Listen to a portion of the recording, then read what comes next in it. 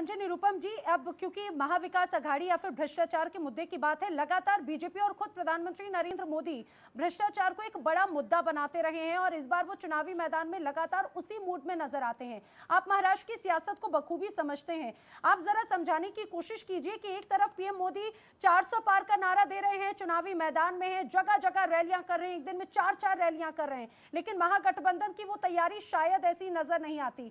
महाराष्ट्र में आपको लग रहा है इसका इंपैक्ट होगा, महाराष्ट्र के ऑल ओवर इंडिया आपको लग रहा है इसका प्रभाव नजर आता है? कहीं ना कहीं जो महागठबंधन है उसी में ही यूनिटी नजर नहीं आती, वो तैयारी नजर नहीं आती।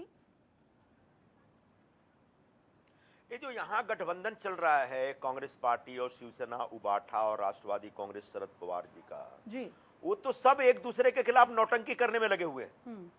2 दिन पहले संजय राउत ने सांगली में कहा कांग्रेस वालों और राष्ट्रवादी कांग्रेस वाले तुम अपनी नौटंकी बंद करो। बाद में कांग्रेस वाले ने बोला संजय राउत तुम अपनी नौटंकी बंद करो।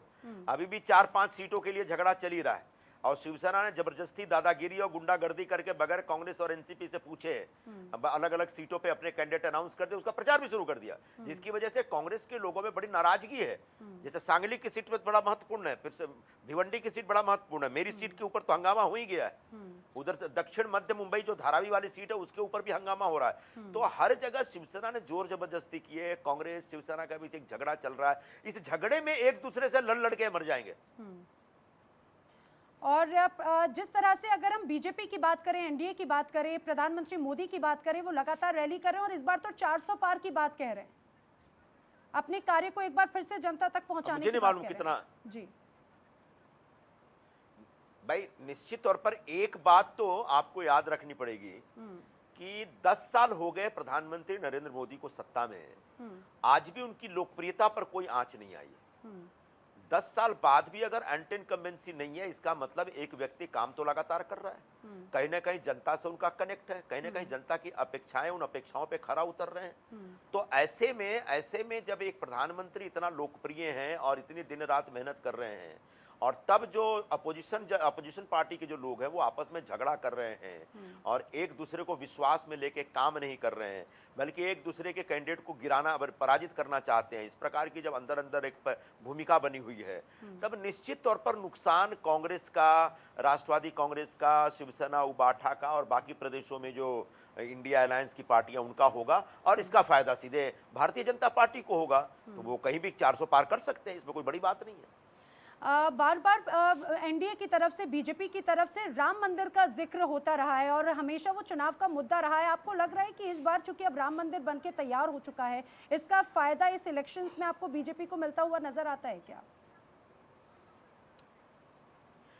फायदा कितना होगा मुझे नहीं मालूम, लेकिन कांग्रेस पार्टी को नुकसान बहुत होगा। अच्छा, क्योंकि उनने राम के नाम पर जिस प्रकार का एक नफरत भरा भाव पेश किया, वो लोगों के दिलों में कहीं जाके चुभ गया है। कांग्रेस के कई नेताओं और कार्यकर्ताओं को इसका बहुत दुख हुआ था।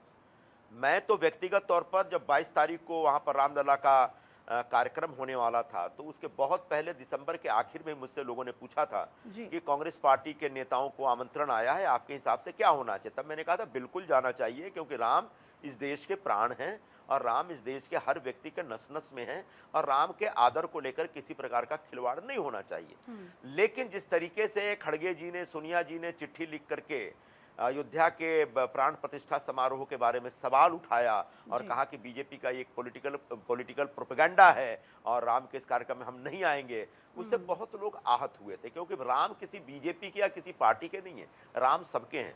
और जो अयोध्या में मंदिर बन रहा था वो कई वर्षों की तपस्या और संघर्ष के बाद बन रहा था, तो पूरे देश में एक अलग उत्साह था उस मंदिर को लेकर के।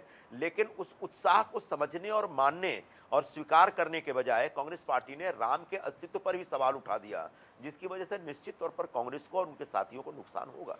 सर, बीजेपी राम मंदिर का क्रेडिट ले रही है, आपकी नजर में क्या ये क्रेडिट लेना सही है? और हालांकि बार बार अब कांग्रेस की भी तरफ से क्रेडिट की एक अलग तस्वीर नजर आती है, आप इसे कैसे देखते हैं?